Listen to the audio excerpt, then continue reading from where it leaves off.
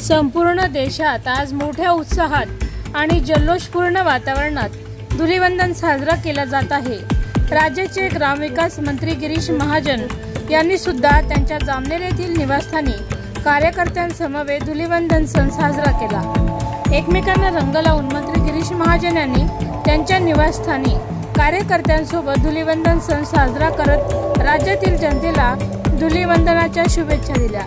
तसेच नैसर्गिक रंग वापरून प्रत्येकाने धुलिवंदन साजरा करावा असं आवाहन सुद्धा यावेळी मंत्री गिरीश महाजन यांनी केलं आहे। आज धुलिवंदनाच्या निमित्त काही शुभेच्छा देणार? शुभेच्छा, धुलिवंदनाच्या सगळ्यांना शुभेच्छा। फक्त पर्यावरणपूरक होळी खेळा, कुठलाही केमिकल ऑइल पेंट असा फालतू कलर वापरू नका की ज्यामुळे स्किनला त्रास होईल, डोळ्यांना त्रास होईल, इजा होईल। अतिशय पर्यावरणपूरक होळी आपण सगळ्यांनी खेळावी असं आवाहन मी आपल्या ठिकाणी करतो। पुन्हा होळीच्या सर्वांना मनापासून खूप खूप शुभेच्छा।